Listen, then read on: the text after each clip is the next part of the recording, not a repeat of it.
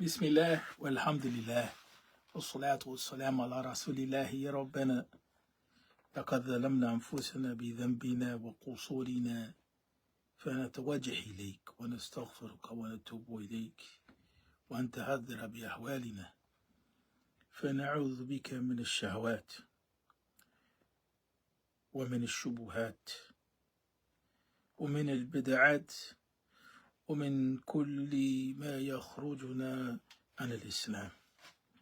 أما بعد, I wanted to take a look at this book. I had purchased it from my brother Rashid in Cleveland, Ohio. And the book is entitled Gang Affiliations in Light of the Quran and the Sunnah.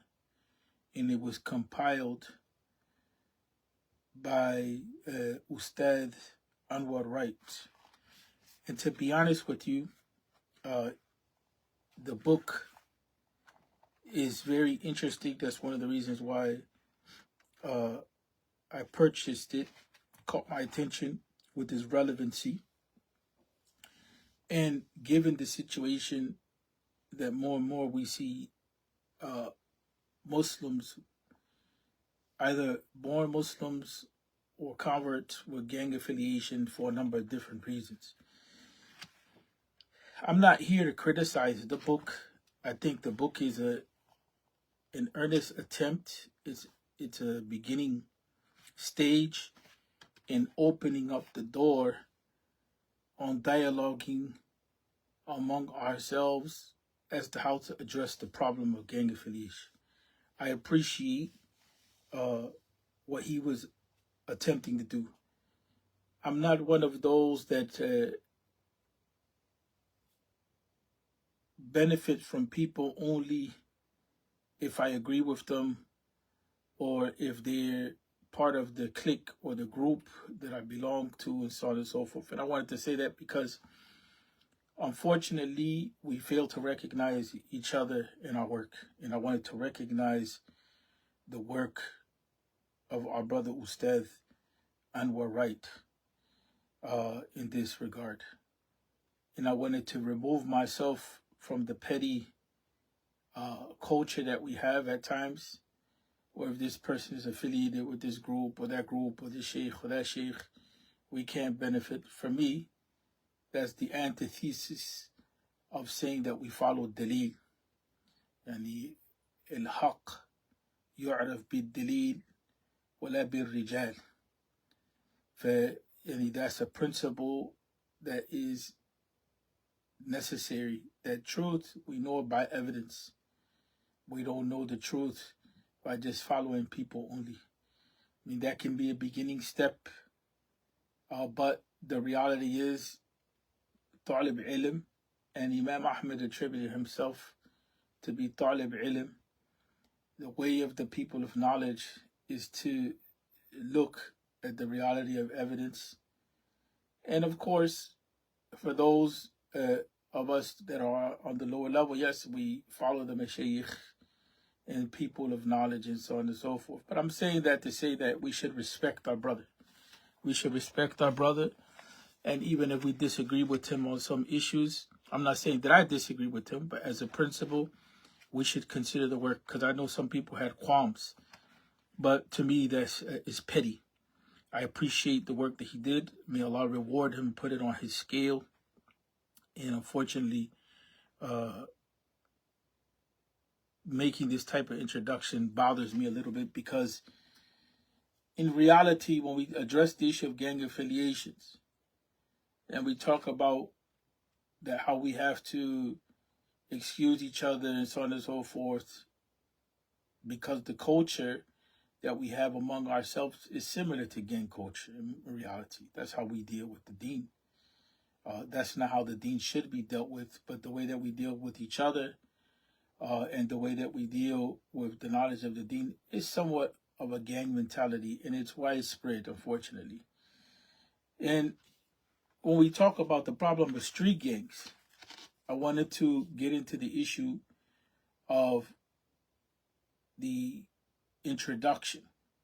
There's a lot to be said with regard to the introduction. He says a lot in a concise way, and I want to focus on that in another section of the book. He begins with the Basmala, and then he sends praise upon Allah wa ta'ala, and salutations to the Prophet alayhi salatu wasalam, and his family and companions and those that follow them. Then he says, before you, dear reader, is a compilation of some brief words concerning the ruling of gang affiliations in light of Quran and Sunnah. Firstly, this is an effort to address the issue of gang affiliation in light of what Islam says about it. He says that it's a ruling, and I would say that it's an address to the situation, right? This in itself is not, we can't just say it's a fatwa, but it contains fatawa. It contains fatawa. In any event, it's an approach. He said, what prompted me to compile this book is what has been observed of the proliferation of Muslims who ascribe to gangs, whether the Bloods, Crips, the Black Gangster, Disciples, Latin Kings, etc. Then he makes another point. Inside and outside of prison. This is where my qualm with our community has been consistent in this regard, and I have my own deficiencies in this regard. What is the issue? The unspoken reality here. Let's chop up the scenarios. One scenario here is that you have either born Muslims and then somehow they get caught up into gangs. I've seen that case scenario, or it's been transmitted to me, to be more exact, in Chicago, where you find some Muslims that are born into Islam, Pakistani background, they become part of the Latin Kings.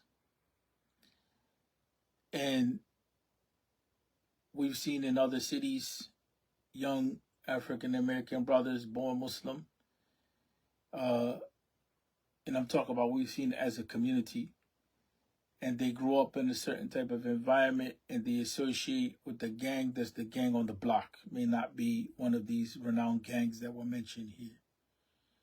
We've seen the same issue come up in the deep Midwest, in the Minnesota area with the Somali community. In Patterson, the Palestinian community, they had their own gang, Patterson, New Jersey. And they were one gang among others. You've seen similar realities with the Yemenis, whether in New York or in California. And so you find that the community, there is a wide range of people from different backgrounds that have some sort of gang affiliation. That's the first thing that I wanted to bring up. And this classification group is those that are born Muslim, falling into that reality. Then you have another group, those who were not Muslim, and they become Muslim, and they have the ties to that background. So that's a reality that we need to look at and study.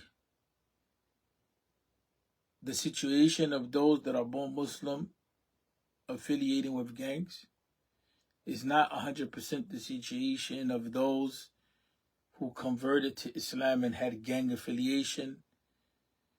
Then there's another reality, people. There's those who are in environments like, say, for instance, Chicago, proper itself, the city, that they are living in environments which are gang controlled. And due to the circumstances of living in that environment, they affiliate with a gang, not necessarily willingly, but karhan.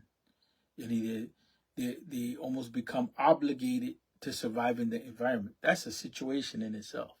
Versus someone that's pursuing the affiliation. You see what I'm saying?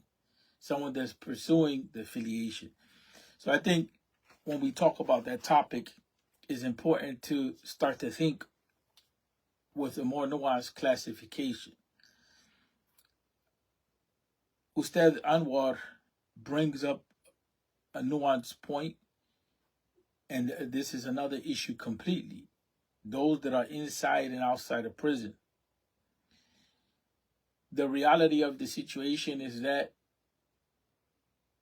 we know with some degree of certainty, or we know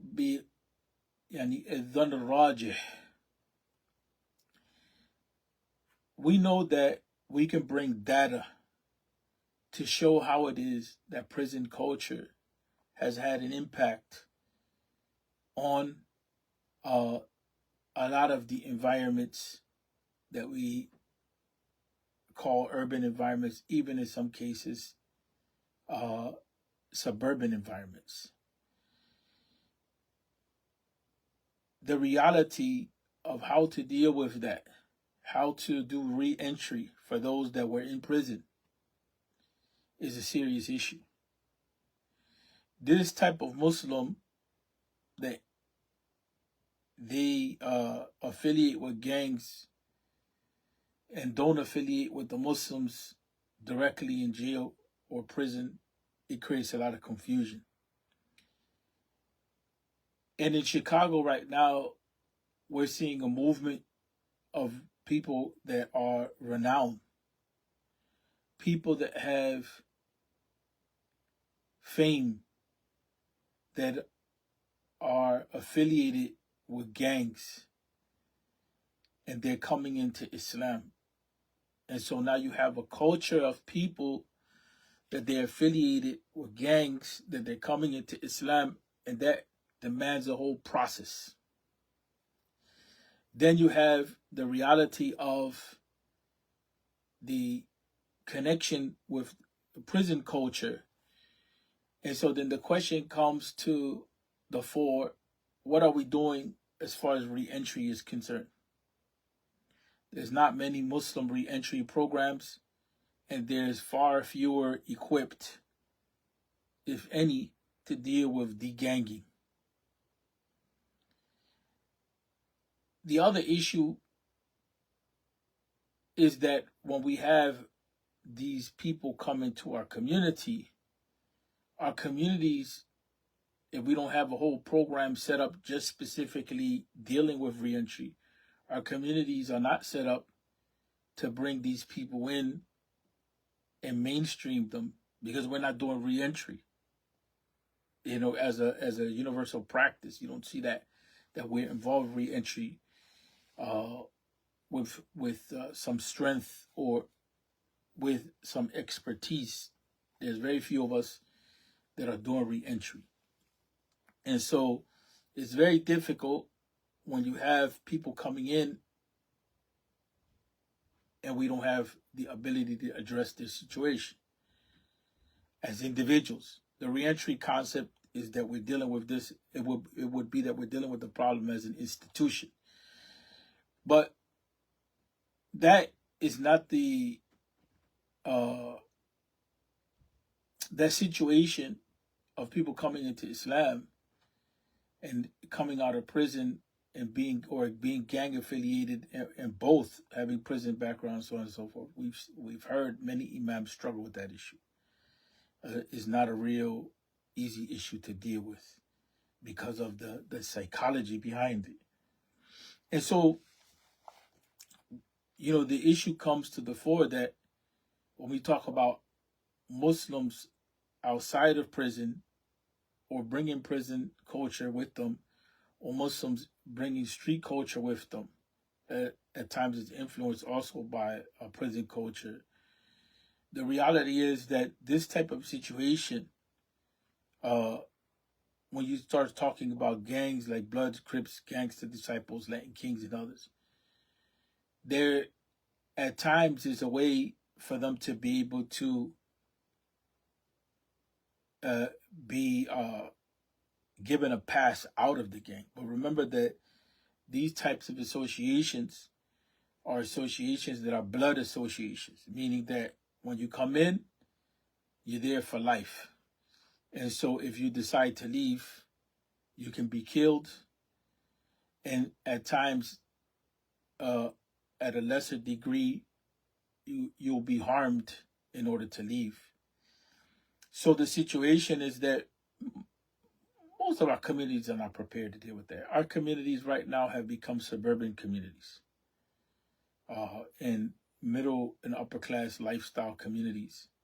So this problem becomes restricted to a certain group of people, and very few people want to deal with that. I know I was personally told that Imam Yahya Figueroa from Alianza Islamica, they had worked something out at one point in time with the Latin Kings for there to be a bridge into Islam, right? And so that type of negotiation, there's been some imams that have been engaged in that. The Jabir family is working, from my understanding, I don't know to what extent at this point, with Chicago. There was an attempt of imams before to get involved with this, and it caught the attention of certain people, and it was problematic for them because they were trying to broker truces and they were trying to de-gang and de-escalate. And that's a certain lifestyle. So we're not really ready to deal with that as a community 100%, right? So that's something that we have to consider. And then look at what he says here. Also, what is observed for many Muslim youth of un-Islamic allegiances to block streets and neighborhoods due to the drill music genre and culture. That's Philadelphia right now. Philadelphia, contrary to Chicago, you have young Muslims enter the drill rap scene. And some weeks ago, there were some issues that came up with young people shooting up the Eid in Philadelphia. I'm not going to get into the speculation of that. There was a lot of chatter on the internet with regard to the background of these youth, and some were attributing them to Islam. I know for sure that the drill music scene has created a certain culture and a certain psychology which has definitely impacted the Muslim youth. And part of that reality has to be questioned as to why it is that the Muslim youth have affiliated with that. Truth be told, historically, especially in a place like Philadelphia, to some extent or another, the reality of Islam and the street and the prison, there's always been a connection. The difference in the past is that there were boundaries. When it came to the community, there were boundaries. What we're seeing now is a crossing of boundaries. And so the harm is being brought onto the community, Muslim community specific, general community at large. And this stuff was more contained in the past, right? And in Ohio, there was a brother that focused on this work, the de-ganging work, and it was serious work. And the same thing in Chicago, there was some sisters and brothers involved in this type of work, and they would get involved, and it's very risky work. That's why I say a lot of us are not ready to deal with this reality. when it comes to actually confronting the problem. So then the issue really is, how do we deal with just individuals that come into our environment? Because we're not ready to set up programs to de-gang. There's security issues that have to be dealt with in regard to that. There's safe passage. There's safe houses that have to be developed. There's relocating people. It's a serious issue. It's not a light issue. But at the basic level, you know, when people come into Islam, maybe they can get away with not associating with the gang so much, but the mentality is still there. That's what we have to address. That's what we have to address. So he gets into the issues of talking about how this becomes a matter of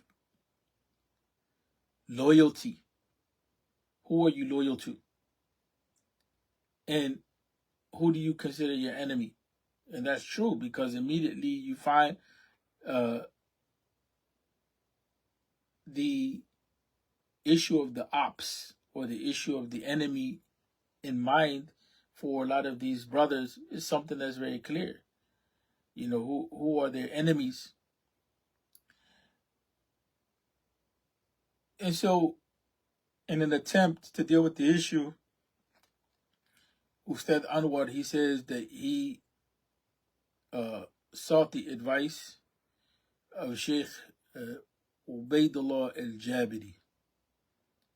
Right.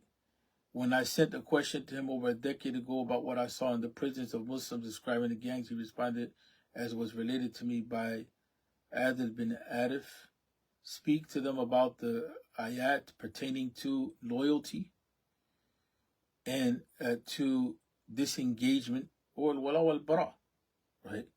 Like at the end of Surah Al-Mujadila. That, to be honest with you people, is a beautiful advice to begin with the Quran, right? But the reality of the situation is that, what do we have to service the people? That's the question. You know, when we disengage these people and we break them from these lifestyles and connections, which is a long process. If someone has been involved in the gang life, it's a lifestyle. And that lifestyle comes with its impacts. So that's a beginning step that's really solid. But again, how do we service the people? And that's where we have failed.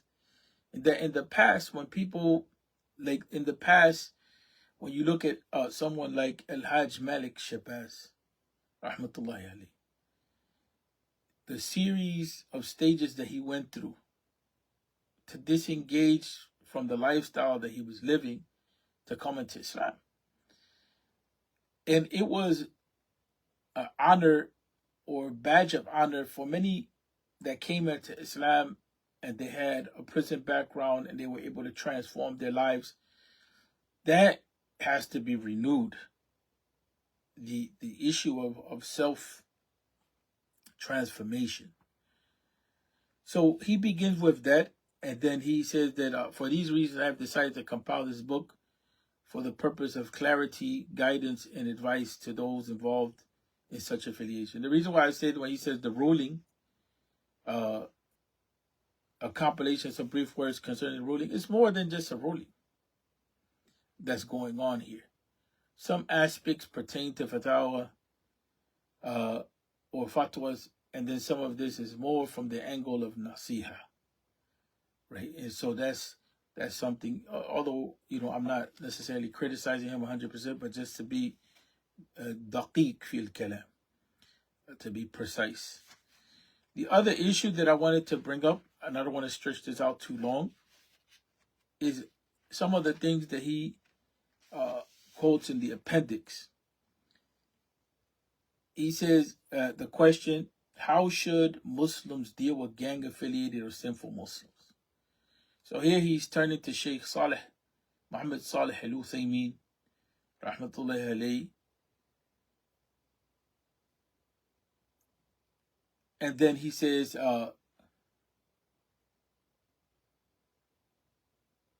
he says, if we have a believer, he's quoting from Sheikh Salih al-Uthaymeen. I was going to say something else, but let me go back to what he quotes. If we have a believer, he has sins and he has Iman. So there's an assumption here. He's applying the speech of Sheikh Salih al-Uthaymeen, Muhammad Salih al-Uthaymeen, rahmatullahi alayh, to the situation of those that are gang affiliated. And he's addressing the issue from the angle of what? That it's a sin. That's an important point. There was some debate about whether we should give shahada to these young brothers. And some of the responses, this was not the conversation of Ustad Anwar, but this was the conversation online when the shooting took place in Philadelphia a few weeks back with the Eid. And some were making the claim in general. I heard it was attributed to a particular person, but that's neither here nor there. For me, the issue of people is not important. The idea is what's important here. Whether we should give these young brothers shahada.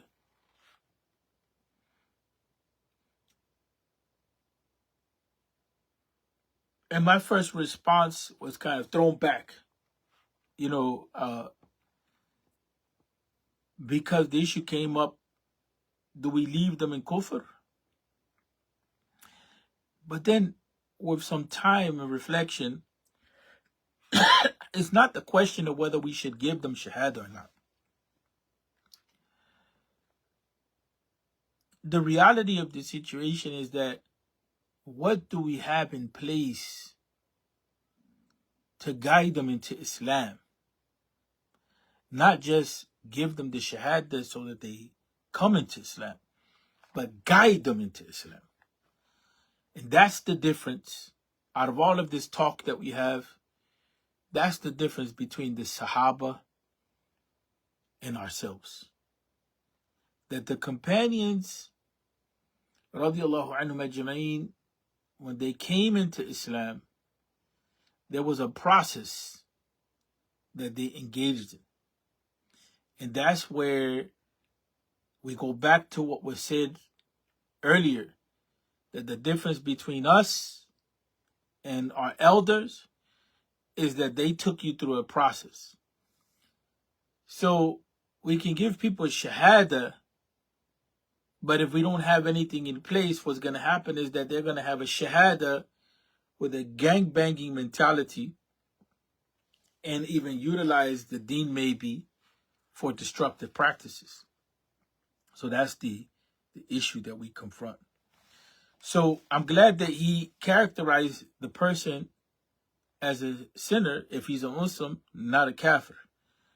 Right? So he says, if we have a believer, he has sins, and he also has Iman. What is our position toward that person? This is the question.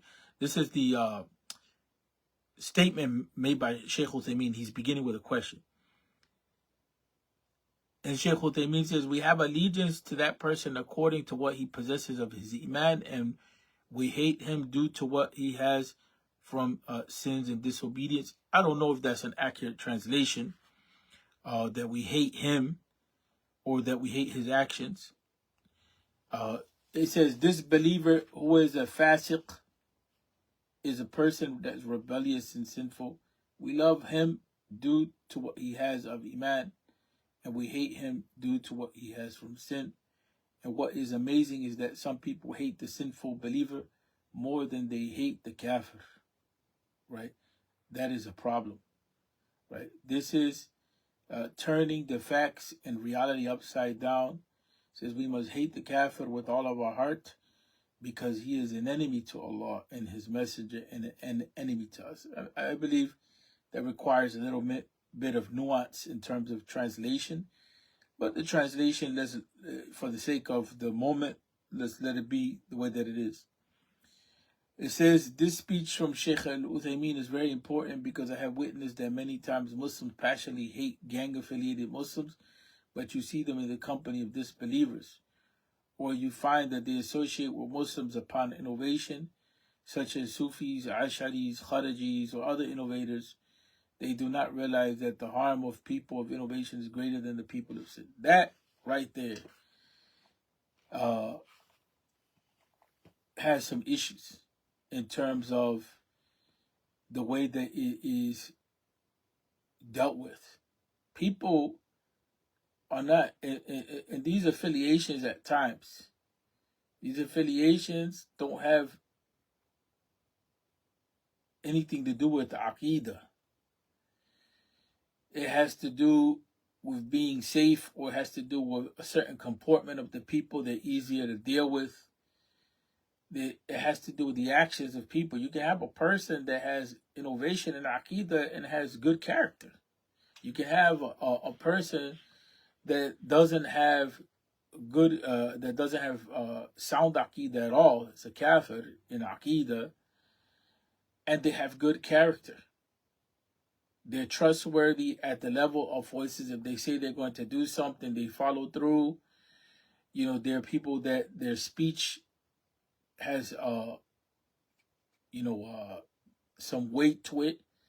You know, they don't speak things that are offensible. But yes, in the issue of shirk, is problematic.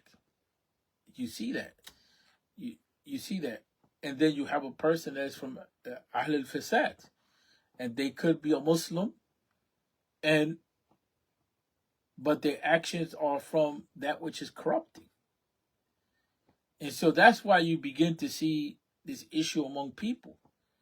You understand what I'm saying? So the idea of just disassociating from people, like, you have some people that we shouldn't classify the Asharis and the Kharijis in the same category. You understand what I'm saying? The Asharis and the Kharijis are not in the same category. Not all Sufis are in the same category as well. Shaykh al-Islam ibn Taymiyyah in Al-Furqan, he brings this issue up about the different degrees of Sufis. Same issue with the Asharis. You know what I'm saying? The Kharijis are violent. And the Kharijis, you know what I'm saying, they have a different classification. So everybody is not in the same degree. That becomes an issue. At that point, I disagree with him. We should have stayed focused on the issue of how do we deal with someone that has some problems. Because now we're bringing in the issue of bid'ah and the issue of sin, and we're combining all these issues together with the issue of kufr as well. Yeah, I get the point. The point is supposed to be the idea of loyalty should be clear, right? But if we're going to be working with a Muslim that's gang affiliated and it's a threat to security, the security of others, then you also have to be in a position where you're ready to address the people that you call the people of innovation. Because the principle that was laid down, we have allegiance to him according to what he possesses of his iman. Right? And we hate him due to what he has from sins and disobedience. That's across the board. To the people of bid'ah and otherwise. But this is one of the reasons why we bring up this point. Let me see if I can find it really fast. I didn't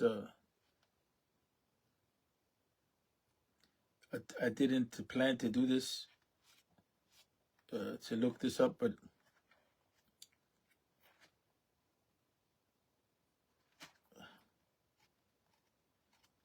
in al-Hizbah,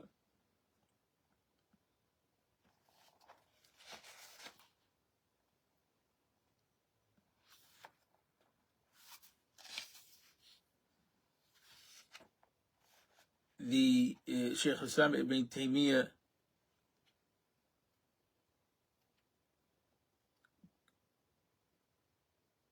quotes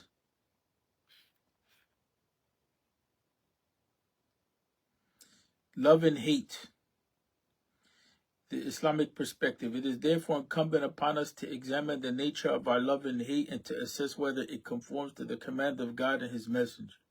That is to say, to the guidance sent down by God to His Messenger, inasmuch as it is enjoined upon us and not pushed forward in the presence of God and His Messenger. For He said, do not push forward in the presence of God and His Messenger. In loving or hating before God and His Messenger, in loving or hating before God and His Messenger have commanded, it is there a kind of pushing forward in the presence of God and His Messenger.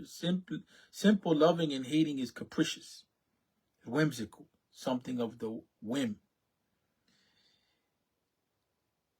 But what is actually unlawful is following one's love and hate without guidance from God. This is why He says, and do not follow whims that will lead you astray from God's path. Those who stray from God's path will have a severe torment. From this we learn that the pursuit of our whims will lead us astray from God's path. This is His guidance conveyed by His Messenger, and it is the way to Him. The idea is that love and hate can't also just be based on our feelings and desires. That's why the statement develops some problems, right, for us.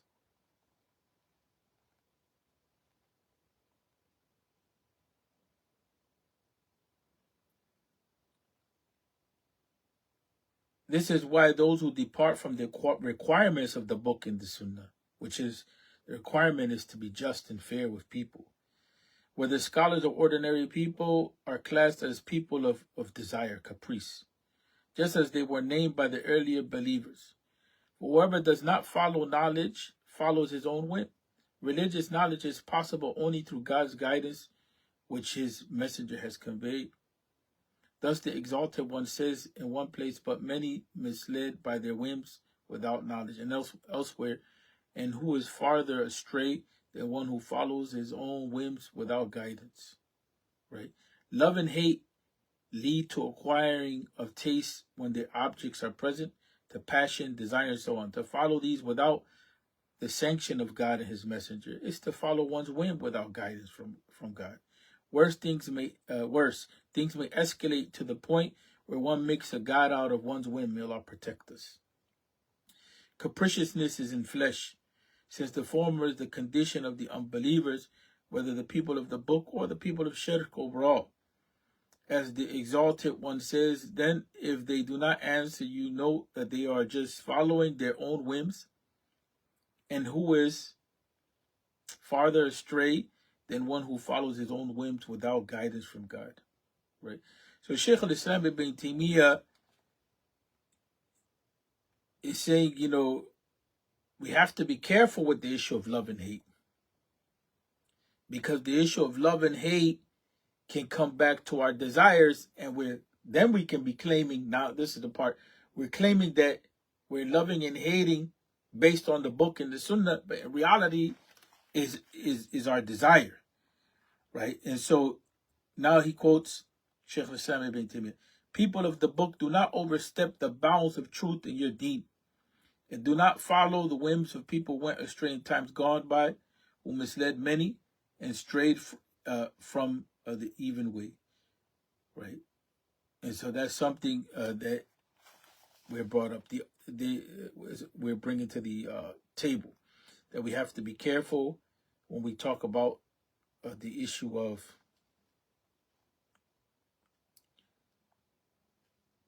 love and hate, right? I was looking for the quote where he says that society can stand, or a community, he's quoting where he's stating that a society can stand with iman, with a society can stand with kufr and injustice, but it can't stand with iman and injustice. That's an important statement when it comes to the issue of enjoining the good and forbidding the evil, and understanding that part, understanding that issue. I'm trying to see, I apologize, but I wanted to bring that out textually.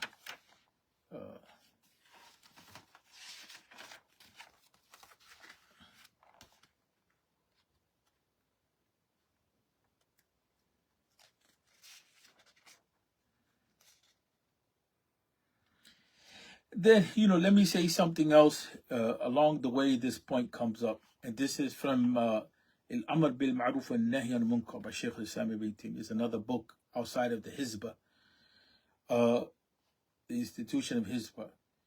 Here, the issue of enjoying the good, forbidding the evil, we're weighing harm and benefit. So it's not just like a clear-cut reality. We're looking at harm and benefit. And harm and benefit, like Shaykh al-Islam ibn Taymiyyah says, and like Shaykh al-Islam Izzuddin Abdul Salam says, it's rarely ever just pure harm, pure benefit. Most of the times it's mixed. So we're weighing, what is more dominant? Is harm more dominant, or is benefit more dominant? Which one is more dominant? And so we're in that gray zone. The idea of halal is clear, haram is clear, but in between them, there's matters that are ambiguous. They can be understood in different ways. And so when we're dealing with a topic like this is what we're dealing with, harm and benefit. And so those principles, have to be brought to the fore. Enjoying the good and forbidding the evil is part of this reality. So enjoying the good, forbidding the evil has a number of principles to it. We don't have the ability to go into it right now, but that needs it needs a series of lessons. I really wanted to quote directly from the book, just from the side of being fair. And there's another principle here that comes along the way. فلا بد من هذه الثلاثة. And here هذه قاعدة منهجية. This is a methodological principle. So, in enjoying the good and forbidding the evil, 3 things are necessary. العلم, الرفق, والصبر. Right? And so, knowledge is important of the situation of people and weighing the harm and benefit in that. And then being careful how we're dealing with the people. Dealing with them with some ease, and having sabr on dealing with the situation. And he says, العلم قبل الأمر والنهي. So we have to have knowledge before we start enjoying what's good and forbidding what's evil. والرفق معه. والرفق معه. And so a lot of times this is where the dawah has failed. The idea of a rifq, we give it upon ourselves that we have to be harsh with people because we disagree with them, because they have bid'ah. We say they have bid'ah.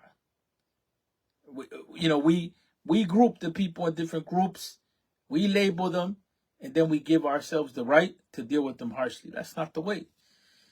So in enjoying the good and forbidding the evil, rifq has to accompany it, has to accompany that process. And that's dealing with the people in a light way, not harshly, unnecessarily. وَالصَّبْرُ بَعْدَهُ. وَالصَّبْرُ بَعْدَهُ. So having sabr is something that is obligated, in that process. SubhanAllah, I was trying to find the quote because I felt that is an important quote. People at times they forget that quote, and it's something to think about, in that regard. The issue of justice.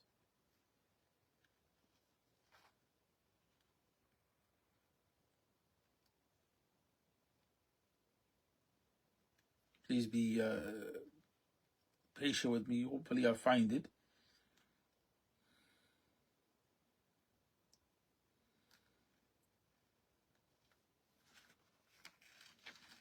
And joining the good and forbidding the evil, working with the people in that regard, is one of the characteristics of this ummah.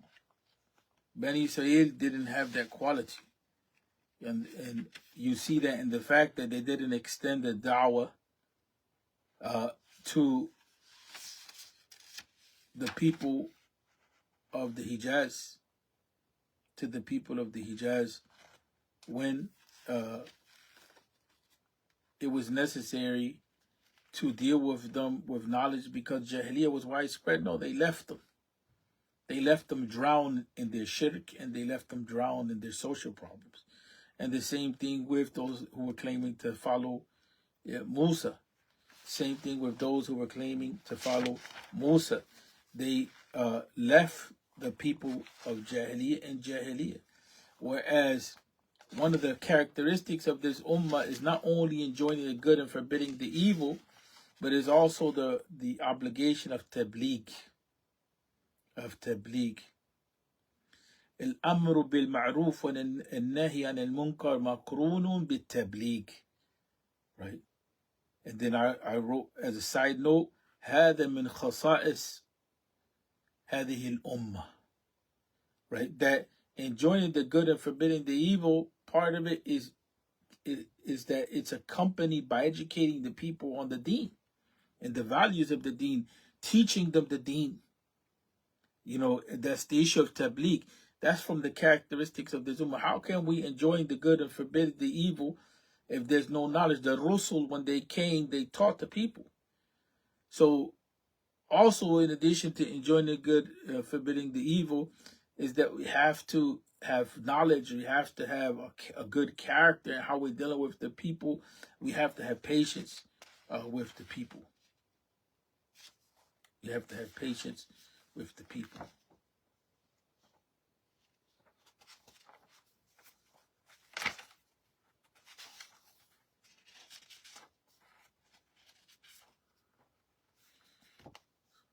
SubhanAllah, I didn't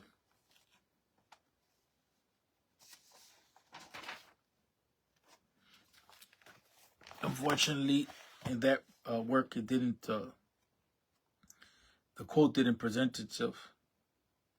Yeah. Let me see, I think here.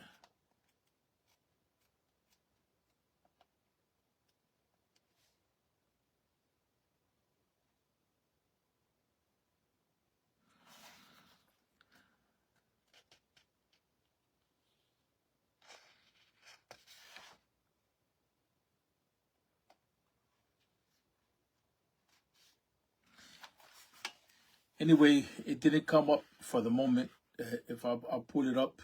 It's a famous quote that Shaykh al-Islam Ibn Taymiyyah quotes, actually, that the society that is just, and even if it has kufr, it can maintain itself, whereas the society that has iman but injustice can't maintain itself. Here he says that the root of all that is knowledge. For there is no other way to learn of justice and injustice. The whole of the deen is knowledge and justice, and the opposite is injustice and ignorance. Allah Tabaraka wa Ta'ala has said, but man took it on, he is wrongful, ignorant. I'm talking about the trust, the amana. Some of the scholars say this is the responsibility of choice, of being able to make decisions. That's what the amana is, and being held accountable for it. Since he is wrongful and ignorant, and the brunt of that comes sometimes from those that are in leadership, sometimes from those in their care, sometimes from others. Part of knowledge and justice enjoined upon us is patient endurance of injustice. Right? To be patient so that we don't cause a greater harm.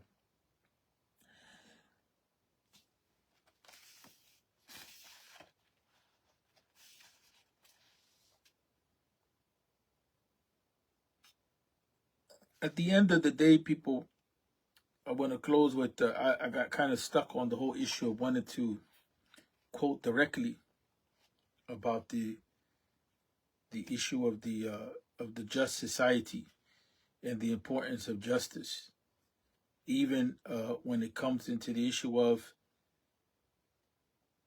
Iman is not enough in that case. Society with just Iman and oppression, when the Iman is not established and there's oppression in the land, it's going to lead to a situation of what? It's going to lead to a situation of breakdown. So part of that justice is learning how to deal with people. Learning how to deal with people, we have to be fair. In the process, and the reason why I'm mentioning this is because we're talking about dealing with people with gang affiliation. And then what ends up being the case is that we start dealing with Muslims with the same mentality. We're classifying this group and that group and this group and that group. And then we're talking about, dealing with them in a certain way. And so we're going to, if they have problems in Aqidah, we're saying they have problems in Aqidah, we're saying they have problems in their practice, then how is it that we're going to deal with them? That's the question. Do we deal with them in a way that's just and fair, knowing that everybody's not at the same level, or do we deal with them unfairly? In any event, I think that overall, the idea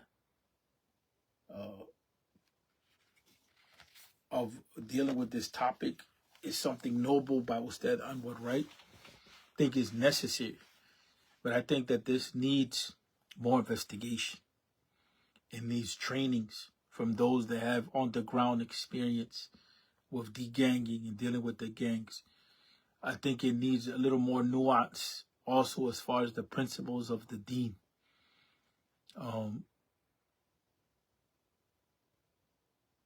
It just needs a little more nuance with regard to how the principles of the deen are called upon to deal with this issue. If we submit to the idea of just the same mentality that is there sometimes within the Salafi Da'wah of this group and that group, and we're on right, and then even within the Salafi Da'wah, there's just like a lot of infighting about what sheikh to follow, what sheikh not to follow. How are we going to contribute to dealing with the gang problem? The gangs have the same mentality. It's our clique versus your clique. So I think that we have to address that mentality and that issue. But the point that he was making, we shouldn't lose the point that he was making because he drew on that issue. I want just to be fair to him. I wanted to reiterate this point that I'm closed out. He says, I have witnessed that many times Muslims passionately hate gang-affiliated Muslims, but you see them in the company of disbelievers, or you find that they associate with Muslims upon innovations such as Sufis, Asharis, Kharijis, or other innovators. They do not realize that the harm of the people of innovation is greater than the people of sin. Right? I think that reality, is not an absolute. To say that the harm of the people of innovation is greater than the people of sin, that هذه العبارة ليس على الإطلاق.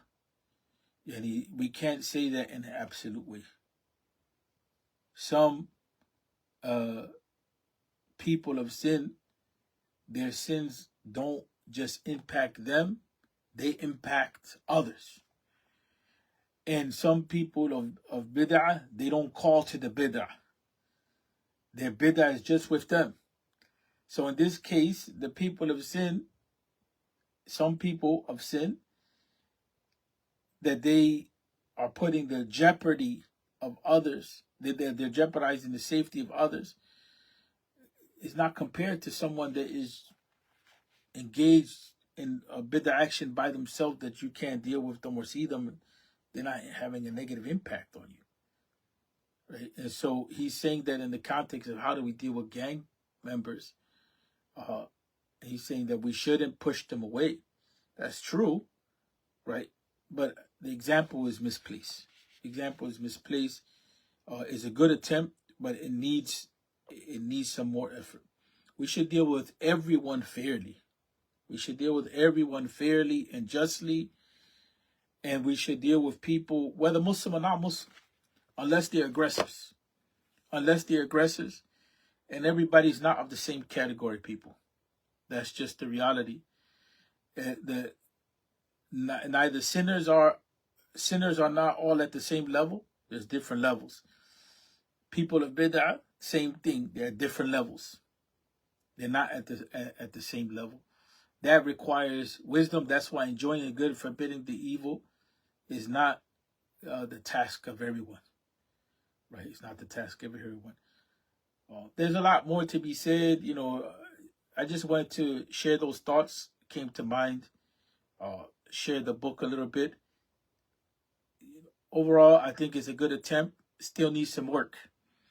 It needs some work to be nuanced. But I think that he did something which, I congratulate the brother on the attempt to solve our problems. That I have no criticism. He's attempting to solve our problems with Islam. You understand what I'm saying? Do we need more work? It's a pamphlet. You know what I'm saying? This needs conferences. Not conferences just to be theoretical, but conferences to strategize and to clarify how can we deal with a problem such as this, as gang affiliation. He brought up something that's extremely problematic. You have youth in drill music. How do you deal with them? You understand what I'm saying? These youth are far out. I remember when I was talking about drill music, some of the young brothers inboxed me, to tell me that they were affiliated with that. And I've listened to drill music to check it out. It's like I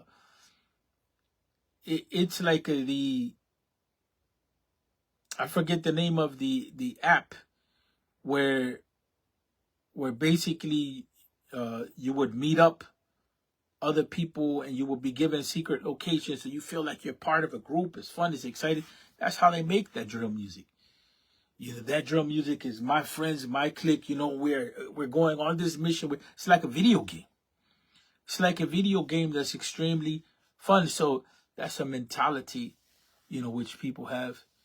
And so we, want to end on that note, people. Forgive us for our deficiencies. And if Ustad Anwar Wright, he hears this, nothing personal or whatever, like I said, I think it's a good effort. I still think that it's in its first stages. This needs to be taken to people. And I wanted to say lastly, even though I said I was going to close, I wanted to say that I saw this when I was working as a chaplain in the juvenile facility. Before I left chaplaincy in the juvenile facility, the gangs were coming in. Then they took over to the extent that this was in Ohio, to the extent where the local authorities were having problems because they took over all of the facilities.